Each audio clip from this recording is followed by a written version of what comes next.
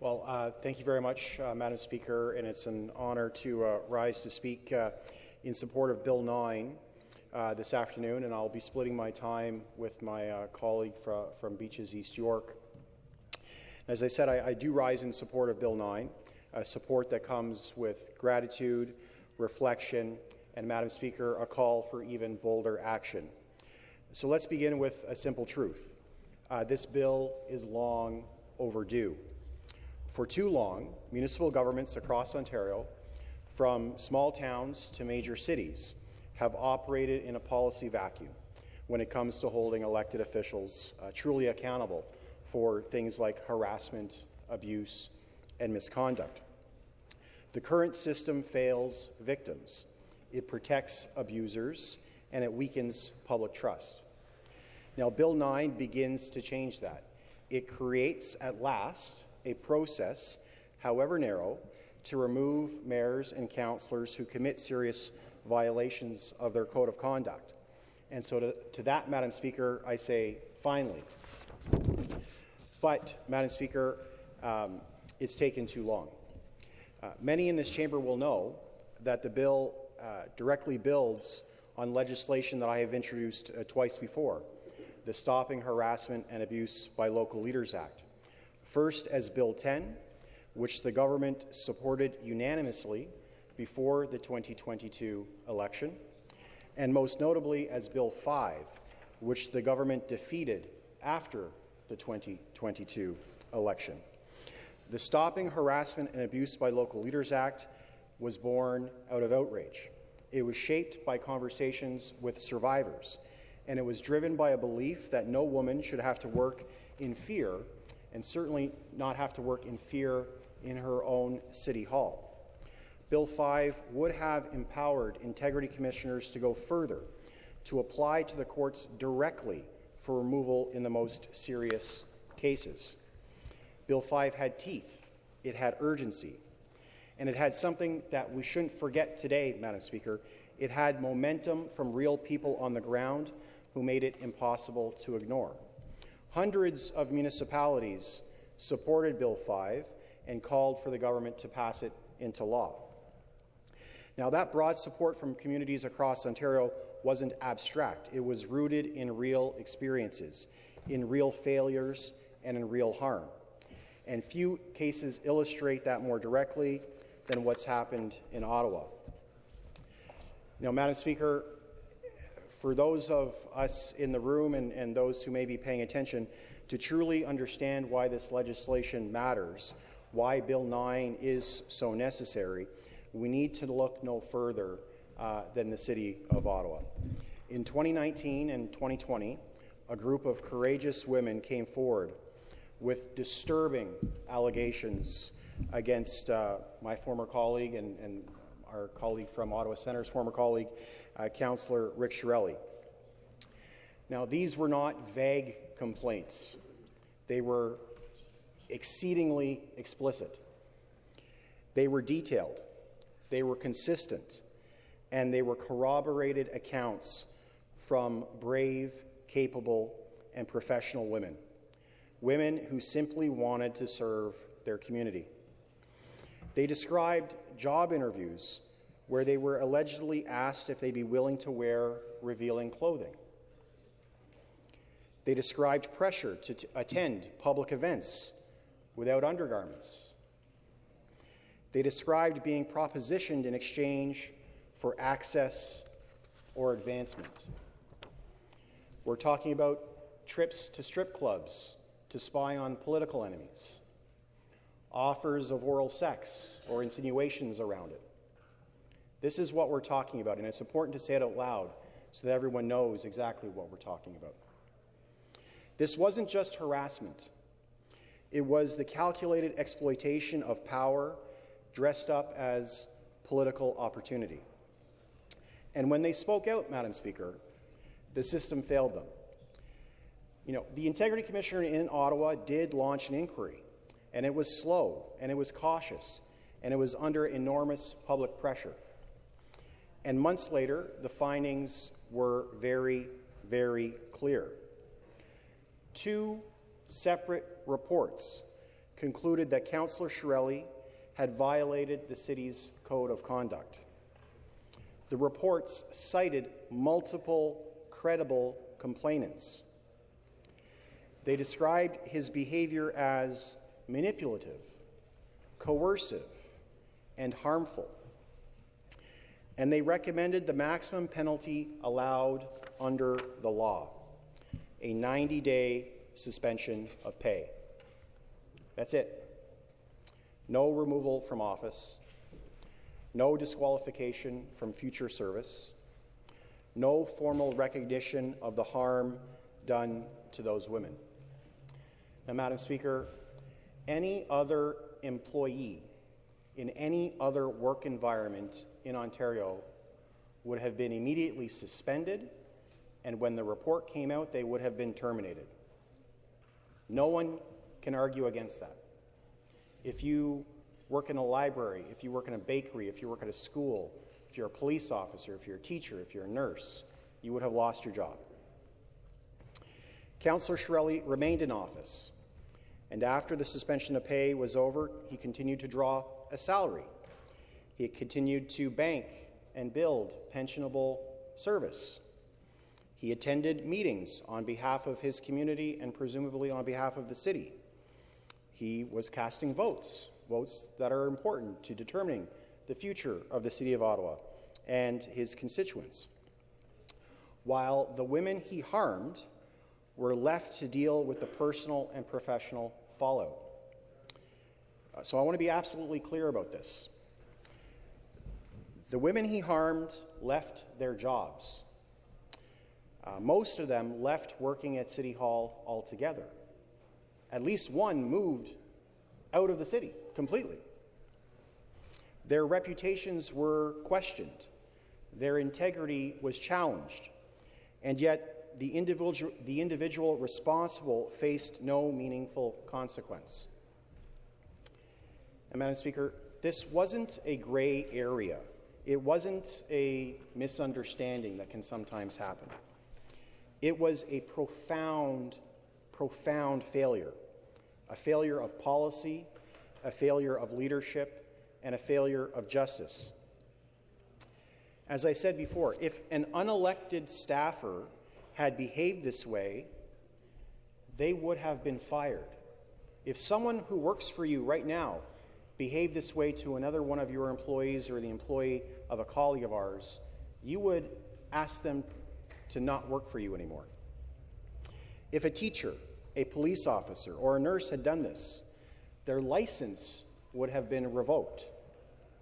But an elected official, they're shielded by the very system that they abused. That's not leadership, Madam Speaker. That is impunity. And another thing it's important for us not to forget, everyone knew it. Councillors knew it, the media knew it, the public knew it, the women who came forward knew it most of all.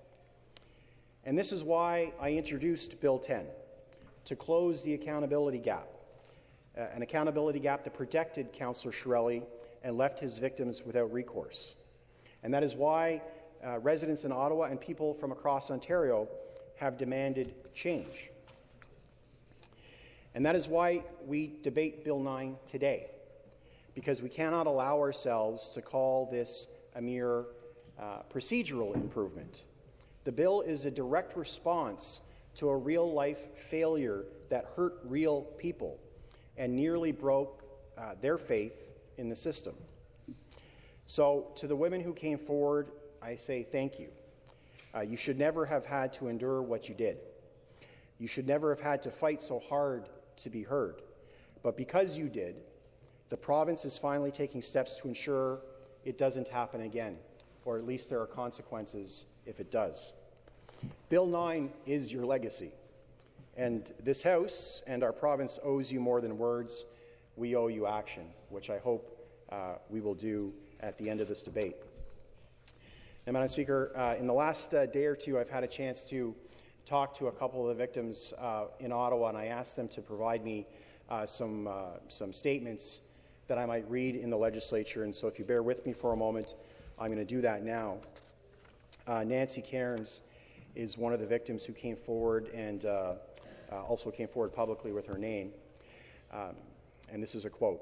Thank you for the opportunity to share a few words and for bringing this legislation forward. I left the office where the misconduct occurred nearly 10 years ago. I came forward almost 5 years ago, and I am still healing. That should tell you something.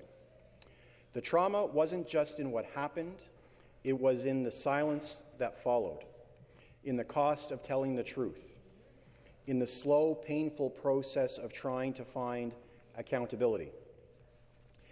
Municipal councils are the front lines of democracy. They must be safe spaces for staff, for members of the public, and for council colleagues alike. Harassment, bullying, and abuse, whether or not they meet a criminal threshold, erode the trust we place in these institutions and in the people who elected to serve within them. This bill is an important step, and I thank you from the bottom of my heart. But let's get this right. Accountability must be more than a standard we react to.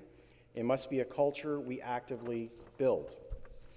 That includes a clear, non-political process that ensures a safe and respectful work environment and removes those who perpetrate abuse, just like in any other workplace in Ontario. I urge you to keep listening to stakeholders, including survivors, to keep pushing for policies that reflect the real cost of silence, and to create systems that protect people before the damage is done, because no one should have to choose between their career and their safety. Thank you. And that is from Nancy Cairns, who previously worked for Councillor Shirelli. Now, another of Mr. Shirelli's victims has also sent me a short statement to read. Stephanie Dobbs, again, was one of the women who first came public and also came public, obviously, with their name. I would like to first, this is a quote, I would like to first express that I am filled with hope and gratitude that the government has moved to reintroduce legislation aimed at addressing this very serious and embarrassing shortfall in our current legislation. It has been over 5.5 years since I came forward about the abuse that my former co-workers and I were subjected to by our former employer. Collectively, we provided a plethora of evidence and witness corroborated testimony for hours upon hours at a time to ensure we did everything by the book. After all of this, our abuser was given the equivalent of a metaphorical slap on the wrist compared to the irreparable damage he perpetrated against dozens of young women, not to mention the damage to the reputation of our nation's capital and public trust. But this is the reality of our current legal framework, and abusers like my former employer know this. We have fostered an environment that embodies those, we have fostered an environment that emboldens those who are morally bankrupt by operating under the assumption that they will act ethically in the absence of meaningful consequences when they do not. No one stands behind a system that enables this.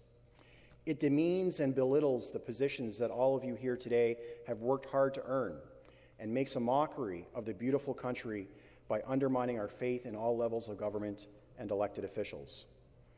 Over the years, I've heard promises and strong words across all levels of government and political affiliations acknowledging this problem and the need for change.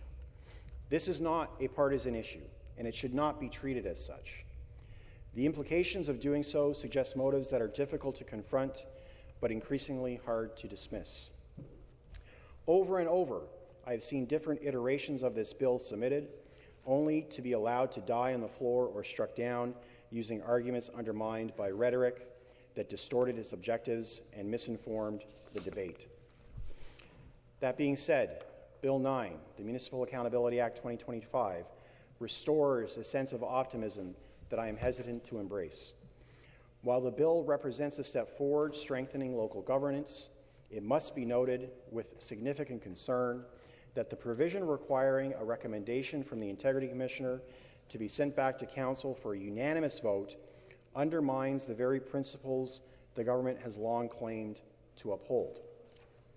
This mechanism risks politicizing a process that is meant to be impartial and non-partisan.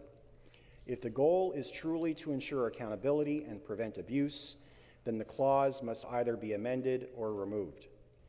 Leaving it intact not only weakens the bill's integrity, but also contradicts the government's stated rationale for opposing similar legislation in the past, that such processes could be misused for political gain. This bill represents progress, albeit with room for improvement. But as we know, perfection is often the enemy of progress, and in this case, change has been long overdue. As I said, that is from Stephanie Dobbs, one of Councillor Shirelli's victims. I want to thank both Stephanie and Nancy for sending me those statements. Madam Speaker, we often talk about the role of elected officials, of integrity commissioners, and advocates in pushing for accountability. But in this case, we must also recognize the essential role of journalism in bringing truth to light. In the case of Ottawa, it was the investigative work of a journalist, Joanne Chinello, that helped break through the silence. Through detailed reporting at The Citizen and then CBC Ottawa, she gave voice to the women who had been harassed, pressured, and demeaned. She connected the dots, she named the problem, and she refused to let the story fade into the background. Without her work and without the bravery of the women who did speak to her, there's a very real chance that the misconduct would have remained hidden, the harm unaddressed, and the pressure for change non-existent. That is what journalism is supposed to do. It's supposed to speak truth to power and to protect the public interest. So to Joanne and to all the journalists who continue to shine light into the dark corners of our institutions, I want to say thank you. Your work has made a difference, and Bill 9 is part of that long, long legacy. Now, Madam Speaker, it's truly unfortunate, but Ottawa is not the only place where the system failed. It's not an isolated incident. Far from it. There were serious issues of harassment and abuse in communities across the province. As I said, in big cities and small towns alike. Too many, frankly, to name here this afternoon. The gaps in our municipal accountability laws, the sheer volume of these problems and complaints showed that the gaps in our municipal accountability laws led to real consequences for real people.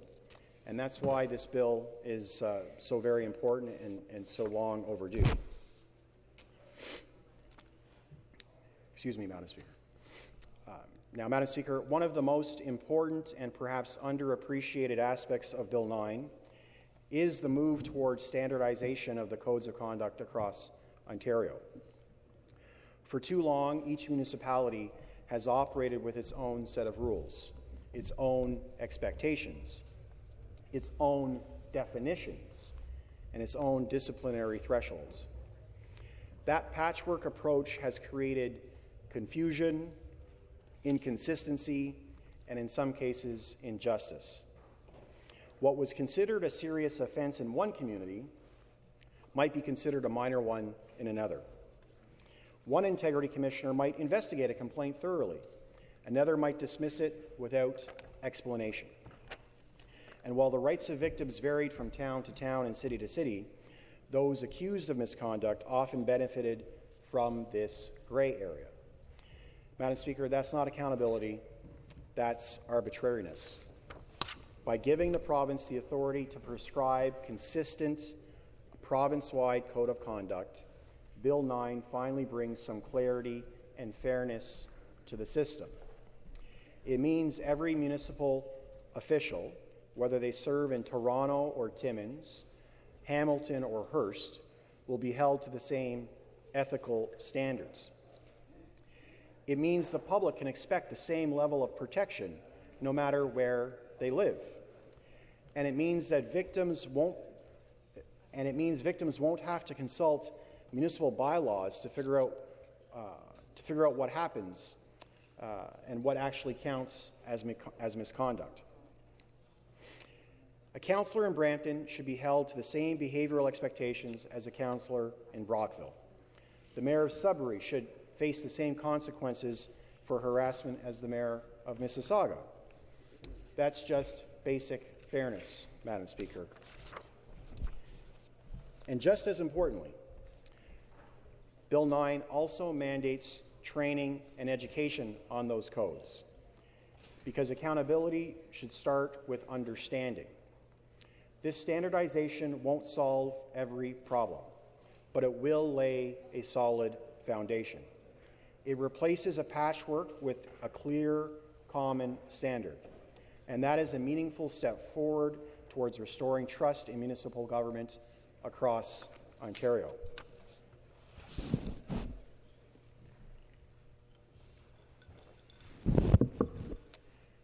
Now, Madam Speaker, as we work to build accountability for those in office, we must also begin to ask a more fundamental question.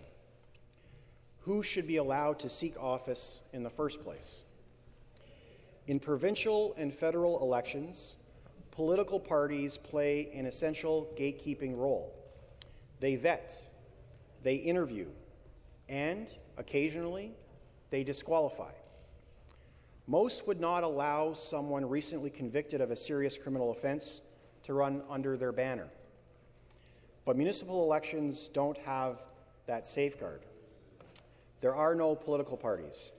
There is no vetting. There are no background checks. A candidate can be under active criminal investigation, facing criminal charges, even recently convicted, and still run for office. This isn't just a loophole, it's a failure to protect the public trust. Municipal councillors and mayors control multi-million-dollar budgets, billion-dollar budgets in our biggest cities. They hire and fire staff. They vote on major developments, on zoning, on enforcement, on issues of public safety and policing, and community well-being. Shouldn't we expect, at a minimum, that those entrusted with that power meet a basic standard of legal integrity? So perhaps it's time to consider a new requirement, that all municipal candidates submit a criminal background check as part of their nomination package, and that anyone recently convicted of a serious offense, particularly crimes involving fraud, violence, harassment, abuse, or those that compromise public safety or personal responsibility, be barred from running for office for a fixed period of time. It's not about punishment, Madam Speaker. It's about public confidence, and it's about sending a clear message that elected office is not a refuge from accountability. Bill 9 is about addressing misconduct once it has happened. But real reform also means making sure we don't knowingly elect individuals who pose a risk to those who work with them or to the communities that they are meant to serve. If we are serious about restoring public trust, Madam Speaker, then we cannot stop at discipline. We must start with expectations before the first vote is even cast.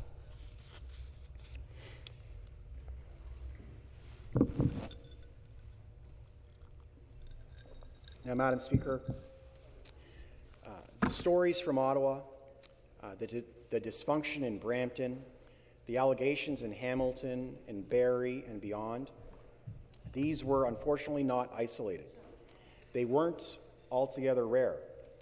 They weren't even surprising to those who've worked in and around municipal politics, especially women, because for far too long, harassment and abuse have been whispered about in the hallways and ignored in council chambers. The same names came up, the same patterns repeated, and the same excuse was given. There's nothing we can do. But, Madam Speaker, a group of women across Ontario refused to accept that excuse. They are staffers and councillors, former candidates and community leaders. They saw the failures of the current system and decided to fight for change. They launched a campaign, unapologetic in its name and unrelenting in its purpose. The women of Ontario say no. What started as a statement of solidarity became a movement for reform. They wrote letters. They published op-eds. They spoke to media outlets across the province. They delegated at town councils and city councils and committees and public forums all over Ontario. They built coalitions across party lines and across levels of government. And critically, Madam Speaker, they made Bill 5 a household name, even after it was defeated. They were clear, loud, and inconsistent in the message. No more 90-day suspensions. No more impunity for elected officials. No more systems that silence survivors and shield perpetrators. They took this issue out of the back rooms and onto the front pages, and they forced political leaders, all of us, to confront a truth we could no longer ignore. And while the system may have failed them before, they never gave up on fixing it for the next generation. Madam Speaker, that is what public service looks like. Not for the title, not for the office, not for votes, but the courage to speak out when it's hard, and the persistence to keep going even when the system says no. So, Madam Speaker, today we're debating a bill that wouldn't exist without the continued pressure of the women of Ontario Say No. Their advocacy was essential, and their stories gave it urgency. Their persistence brought us, or helped bring us, to this moment. And so again, to them, I say thank you. You turned outrage into action, and you've already changed the culture of local government in Ontario. Let's honor their work, Madam Speaker, not just with words, but with laws that protect, respect, and empower those who've been left vulnerable for far too long. So, Madam Speaker, I want to be honest for a moment about what Bill 9 is and what it's not. Yes, it is a meaningful step forward. Yes, it will help future victims find some semblance of justice. Yes, it is a stronger framework than anything currently in place. But no, it is not bold enough. The threshold for removal is too high. The standard is too narrow, and the bar for accountability still stacked in favor of the abuser, not the abused. Now, we should not remove elected officials from office lightly. There is a Latin saying, I believe it's vox populi, vox Dei. The voice of the people is the voice of God. And so we must take that voice very seriously, Madam Speaker.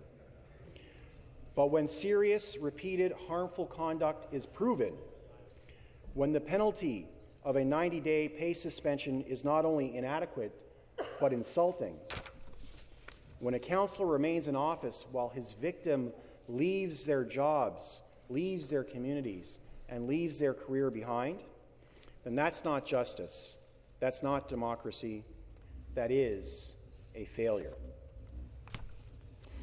So, Madam Speaker, as I said, I support the bill, and we will certainly be supporting the bill. But we do not believe the process to remove someone from office, we do believe the process to remove someone from office should be stronger.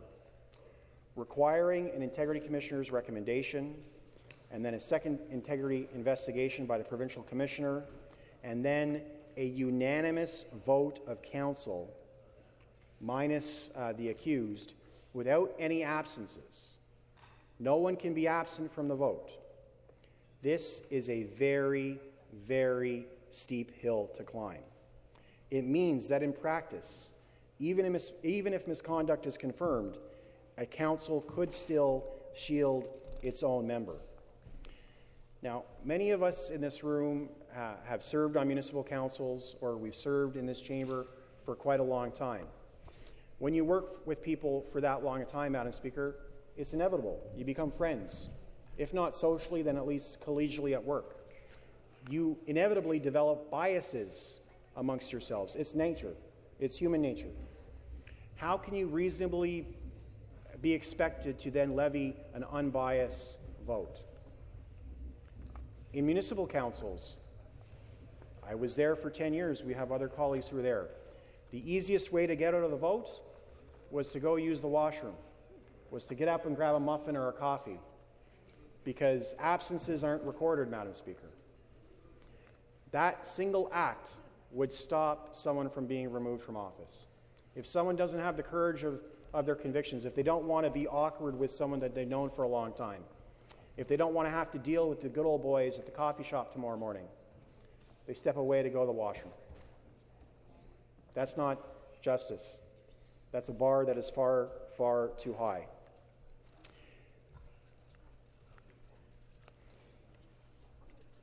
Now, I've heard, Madam Speaker, that would never happen, that there would be too much public pressure, too much media attention. But let's keep something in mind.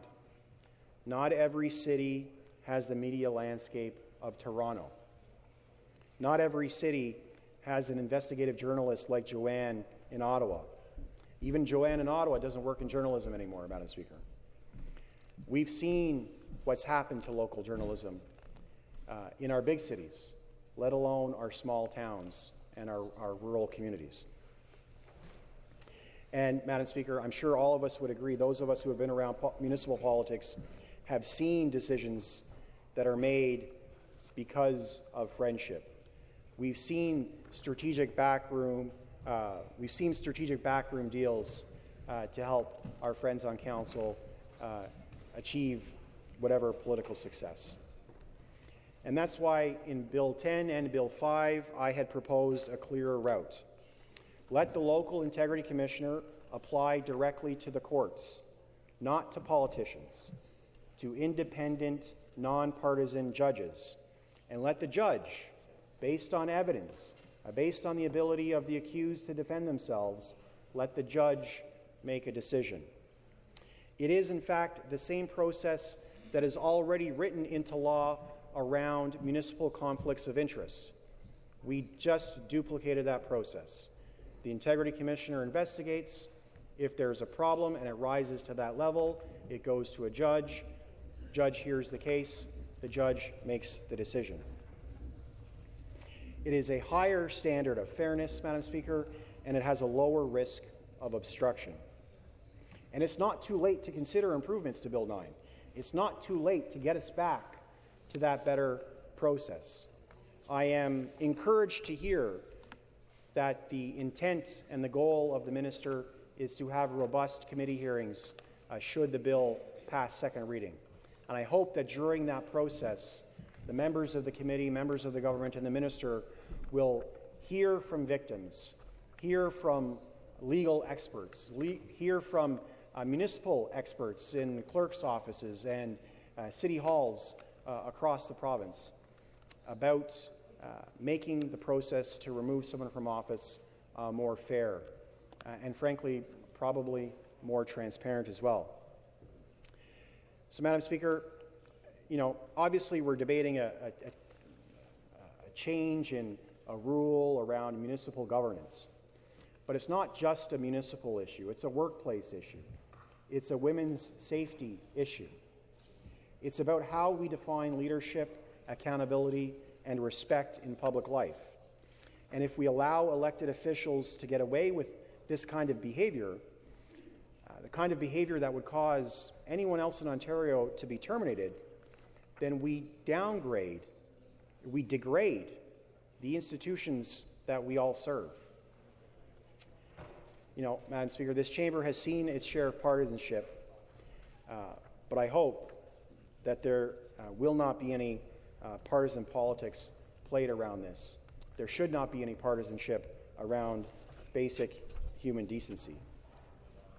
So let me close with this before my colleague from Beaches East York takes over. Bill 9 is not perfect, but it is progress. It is a sign that survivors were heard. It is a recognition that the abuse of power has no place in public office. And it's a signal, finally, that the laws of this province are beginning to catch up with the values of its citizens.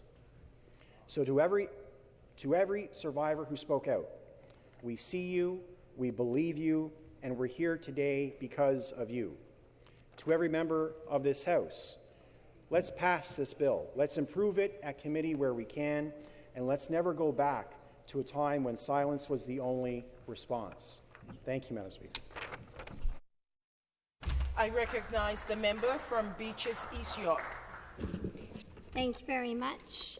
Good afternoon, everyone. And I'm so honored always to stand in this House, especially for such an important bill as Bill 9, and to represent beautiful Beaches East Yorkers and all Ontarians. The insidious issue of workplace abuse in public office did not start this year or last year. It long predates any of us sitting in this legislature. My colleague from Orleans, the member from Orleans, passionately put forth this motion back in 2021 with Bill 260, Stopping Harassment and Abuse of Local Leaders Act. He then reintroduced it in 2022 for the third time. And the member from Orleans felt compelled to stand up for victims who have suffered abuse from public officials, especially after what he witnessed in Ottawa. His bill proposed to amend the Municipal Act and the City of Toronto Act. 2. The amendments require the Code of Conduct for municipal councillors and members of local boards to include a requirement for those councillors and members to comply with workplace violence and harassment policies. The amendments also permit municipalities and local boards to direct the Integrity Commissioner to apply to the court to vacate a member's seat if the Commissioner's inquiry determines that the member has contravened the Code of Conduct by failing to comply with the workplace violence or harassment policies. These applications may not be made during regular elections. Unfortunately, this government had voted for his bill before an election and then voted against the bill after the election. So, and I remember the night my colleague from Orleans introduced his private member's bill and spoke to it, and the victims from Women of Ontario Speak Up, and supporters, they were here in the chamber. And they had come quite a distance, some from Ottawa, some from elsewhere. And, you know, you could hear a pin drop, basically, as well as the member's voice. And then it came time for the vote. The victims were in the chamber. They were sitting over there. And I remember before we did the vote, a Conservative member came flying in the chamber, sat down, and on a voice vote, boomed out in a baritone voice against the bill. And was laughing, actually. And I felt sick about that, and the victims were crying afterwards. And I thought maybe that member did not understand what was going on in the chamber or did not know that certain bill, but it was terrible that private member's bill was voted down, and the victims had to witness that. Thankfully now, it has come back, and the government has seen the light on that, and I appreciate that. I'm just sad that that incident had to happen at all. But we have all heard the stories and pleas for the victims and had hoped that we could have helped put an end to this unnecessary suffering through the passage of the solid bill, initial bill, from my clever colleague from Orleans. So I look forward to supporting this legislation, and I hope that my words and those of my colleagues here today form the basis of valuable amendments that will ensure the bill achieves its stated purpose. Everyone deserves to go to work feeling safe and knowing for certain that they will not be victimized by their co-workers. That is a right. I will always stand up loudly and unapologetically for that right. As a two-term my 2 terms at Toronto City Councillor for Ward 32 familiarized me with the invaluable work of the city. City Council and the City of Toronto staff determine how effectively and efficiently our city works. Our city and its staff intimately impact our day-to-day life, from the homes we wake up in, to what day we organize our garbage outside, to our commuting options, to libraries we choose to venture into for our next book to read, to the recreational activities we pick our children up from after school. Municipal rulings pervade everything we do. Key to determining the tone of our city's function is to trust in our government. Trust between members, and trust that council and boards are spaces free of harassment and free of discrimination. Trust from the public that members will not let biases cloud their decision-making processes. Trust that the public will be able to depend on the members' steady presence and continued advocacy in council. And trust that officials will be held accountable for their actions when they shake public confidence or violate codes of conduct. Unfortunately, however, this has not always been the case. Our cities have suffered numerous high-profile scandals that mar Ontario's reputation and its ability to influence and facilitate collaboration on a broader scale. But importantly, it forever impacts the victims who have had to live through these horrific experiences. The code of conduct for our city should be modeled at the top. As government officials, we consistently demand that our colleagues across the aisle get the basics right. Well, the right to a harassment and discrimination-free workplace is a big one.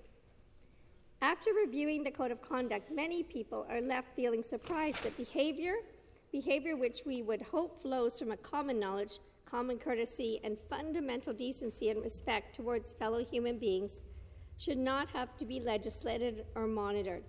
It should simply be expected. Unfortunately, we have seen time and time again that this is not the case. We know that currently in the City of Toronto, there is a case before the courts with a councillor from Scarborough. We've heard of the case in Ottawa at great detail. There was a councillor from Pickering, we know, who had a 180-day salary suspension after the OPP investigated criminal allegations which were brought by City Council. She is said to have bullied 3 local constituents on social media, called herself a modern-day slave after getting her pay docked, promoted homophobia, homophobic remarks and transphobic remarks, denounced Black History Month, appeared on a far-right podcast, etc., etc. There was a councillor in Mississauga who received a 60-day salary suspension for when he was determined that he was guilty of keying a fellow councillor's car over and over again in the parking garage. Imagine how fearful that woman was. Councillor in Hamilton received a 75-day salary suspension for his bullying. There was a deputy mayor in Vaughan, received a 90-day salary suspension after he had 9 clauses of violation in the city's code of conduct. Councillor in London, 30-day suspension for bullying yet again. Mayor in Gananoque, 80-day salary suspension for abusive and aggressive and offensive sexual jokes and tones. 90-day suspension for a councillor in North Bay. And the mayor of Kamloops also could go on and on and on. It's terrible. You're elected to public office and you should be held actually to a higher bar. Consequently, I support the move towards the prescription of a mandatory code of conduct for councillors and local boards. If you did not need the code to begin with, use it as a helpful reminder, and if you do need the code, study it hard. The bill facilitates the insertion of the role of the Ontario Integrity Commissioner to oversee serious violations, provide training and education to local integrity commissioners, and recommend the removal of elected officials in serious cases. This is a much-needed and beneficial amendment. The Integrity Commissioner of Ontario will provide impactful oversight that was previously missing.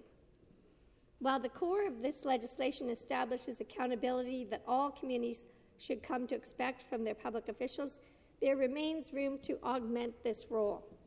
Part of what makes Ontario such an amazing province is its rich tapestry of communities. Each municipality is truly unique.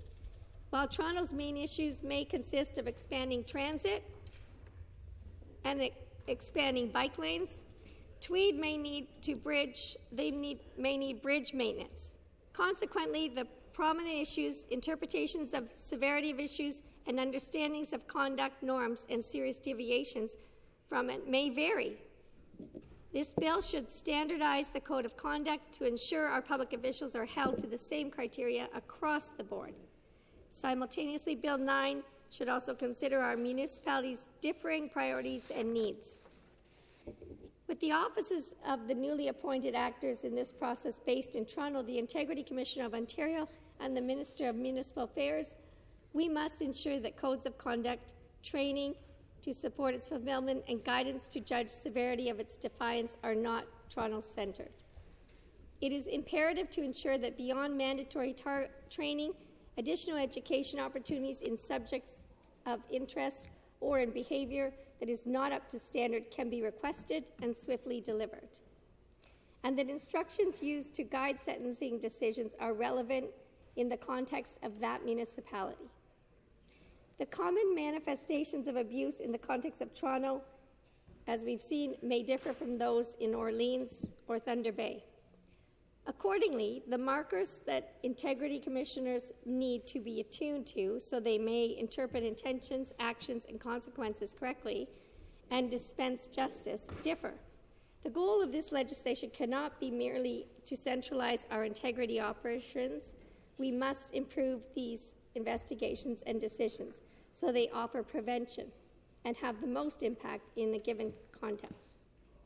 Aligned with supporting the strength of prevention and impact, we should consider reviewing the potential implications of discharging the duty to recommend during an election period, as laid out in Section 160.0.13 in Schedule 1 and Sections 223.4.0.13 in Schedule 2, as well as the related limitations that another inquiry may not commence until 6 weeks after voting day.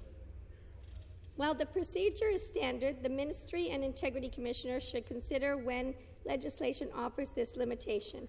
It risks delaying addressing potential misconduct in a timely manner or at all.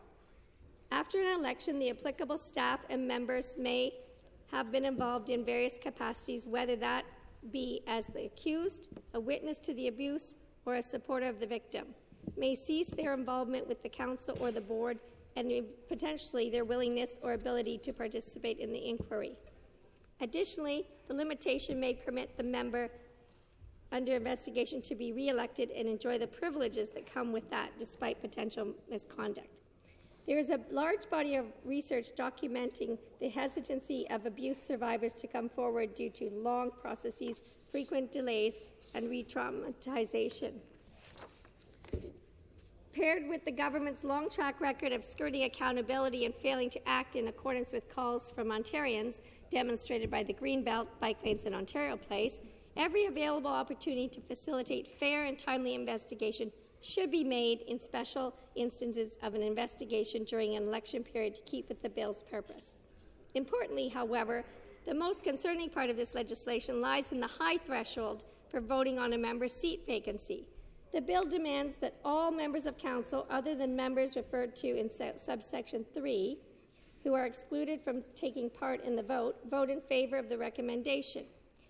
This section lays out the necessary prerequisites for voting on a motion to vacate the seat of a member who has engaged in misconduct. The default for council is a majority vote, not unanimous. Moreover, it is rare that all members of council are present between events in their riding, meetings with stakeholders, engaging with constituents, and at times personal obligations. Absences happen often. There have been, over this current session of Toronto City Council, 700 absences to various meetings so far. While this would not pose an issue normally, one absence could kill all of the work of a whole investigation. We do not want that to happen. Whereas members could previously abstain from a vote, their simple absence without a qualified reason could result in an abuser continuing their term and communicating the message to the victim that the trauma they endured and the bravery they showed by coming forward was not enough. While this criteria normally would not hinder council proceedings, these conditions now serve as an unnecessary barrier to achieving justice for victims and safe working conditions for local leaders and their staff. Municipal legislation shapes our lives, so it is immeasurably important to ensure that the individuals making this legislation are of upstanding character and capable of making decisions that prioritize the safety, trust, and well-being of the public. If they cannot or refuse to actively participate in the creation of a discrimination and harassment-free workplace for their immediate environment, whom they see and interact with every day, it should be called into question if they are able to do so for the broader public, whom they may not know. In theory, Bill 9 lays out all methods of ensuring accountability on paper, hopefully augmented by the valuable contributions offered by all of my colleagues today. The bill will achieve accountability in practice. So I am happy to support this bill, and I thank everyone for their heartfelt conversations today, and looking forward to passing it. I'd also like to continue to give a super shout out to my colleague from Orleans who was steadfast and did not give up on reintroducing the bill over and over again, and mostly to the women of Ontario Say No, who were so brave and courageous. And finally, thank you for waiting. It is happening. Thanks. Questions? I recognize the member from Mississauga Lakeshore. Mr. Speaker, and I want to thank the two members, but especially the one from Beaches East York, when you mentioned the councillor in Mississauga. You know, she was my former councillor in Mississauga in Ward 2. She resigned in 2022 after she was a victim of harassment, vandalism, and by other councillors. She said at the time that Mayor Bonnie Crombie failed to prevent this harassment, failed to properly investigate after learning about the harassment, and failed to provide a healthy and safe environment. The Toronto Star wrote that Crombie was silent and failed to show leadership at the time.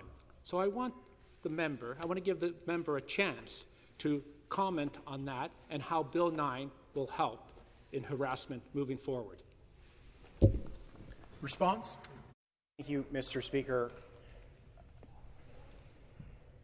From the beginning, in my conversations with the now House Leader, with the previous Minister of Municipal Affairs, the current Minister of Municipal Affairs, and the New Democratic critic, we have endeavoured to ensure that an issue as serious as this was treated in a non-partisan fashion. Because respect in the workplace, protecting women, and protecting decency should not be a Liberal priority or a Conservative priority or a New Democratic priority. It should be the priority of everyone. And honestly, Mr. Speaker, after what has been a fairly cordial debate, where I believe we are going to have virtually unanimous support for this legislation, for this member to degrade the debate in this fashion this afternoon is disrespectful and leads me to be fearful of what their intentions moving forward with this process might in fact be. Further questions? Okay. The member from Oshawa. Thank you, Speaker. And I have appreciated the thoughtful debate today as we're talking about holding elected officials accountable and ensuring that there is a process that is unassailable, that justice can actually happen. We've heard some words in this space about women being believed. And it's a tough time to be a woman these days because women generally aren't believed. And so to have a process where there's a third party, an outside authority outside of the council, feels very important. And so my question is about the stakeholders who've written, you shared their words, who are calling for that. Why do you think this government so far is not believing those stakeholders? I recognize the member from Orleans. Thank you, Madam Speaker. Well, as I said, I don't want this issue to be a partisan issue. I don't want to assign a partisan or ideological point of view to someone's perspective on this. I really don't. Stakeholders have said that an independent process is the best. Victims have said that they would trust an independent process that was overseen by a judge. Every elected official I speak to, perhaps outside, except for those in this chamber, has said they don't want to have to make that decision about a colleague of theirs that they've worked with for years. In some cases, maybe had breakfast with and gone to their homes for dinner with and been. You just don't want to have to do that. A judge has the legal training. They have the impartiality. And they have already the responsibility to make rulings on all sorts of issues like this already. That's the best place for this decision to be made. I recognize the member from Ottawa-Vanier. Madam Speaker, and thank you for my colleagues. And I want to give a special shout out to the member for Orleans. Being a man and taking that issue at heart by tabling a bill not once but twice, and then leading off the debate on this important issue, to me means a lot, and it should mean a lot to all the women. Women, typically, we stick together and we fight the good fight, but having the men on our side on that good fight is actually, an incredible support. So thank you to the member for Orleans. And because you've talked at length on this issue, having tabled your bill twice, and you alluded to that in your previous response, this bill could be made better. Of course, we're going to be supporting the bill, but it could be made better with a better process, because I feel that there is some failure in this bill that may not yield the results that we're looking for. Can you speak to that, please? Response. I recognize from Orleans. Speaker, yes. I think the process that is the same or at least similar to that which exists already today in municipal conflicts of interest would be the best approach. This is the approach that we tried to articulate in Bill 5. It is an approach I believe that even the government drafters of their earlier versions of legislation approved of, and it was an approach that received the endorsement of over 200 municipalities over the last number of years, Madam Speaker. Have the Integrity Commissioner do an investigation. If there is a problem and that problem rises to the level of needing to be removed from office, refer that to a judge so that a judge can hear the case, that the accused can defend themselves, and a judge will make a decision based on the facts. That is the best process, Madam Speaker. I recognize the member from Whitby. Well, Speaker, and my question is to the member Orleans, and I wanted to thank him for his presentation to begin. I'm on process again, and I want to talk a little bit about the suggestion of including a judge as part of the process. We know that out of our experience with municipal conflict cases, it's a long time to acquire a judge to hear the municipal conflict of interest. We know also that it's expensive. It can be expensive to the municipality. to incur as well. And as a consequence, there's a length of time also before a judgment is heard, and then subsequently potential appeal. So I want to hear a little bit more about the process and the inclusion of a judge, because my friend will know that out of the submission from AMO to Minister Flack. I recognize the member from Orleans. Thank you, Madam Speaker.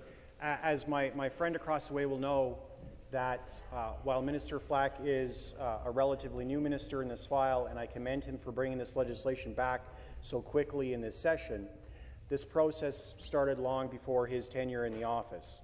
And there were many deputations about this issue before Minister Flack was minister, first of all. Second of all, justice is expensive. If the goal of justice was to save money, we would let decisions be made by the mob. But we don't. We have a process so that people can defend themselves, and so that an independent expert in the law can make a decision. One, if the thing actually happened, and two, if it rises to the level that we should undo the results of an election. That's important. That shouldn't be something that we do easily. Let's have experts make that decision, not a group of politicians who, frankly, as we have all experienced, may have ulterior motives when those decisions are being made. Thank you, Madam Speaker. Question, I recognize the member from Sudbury.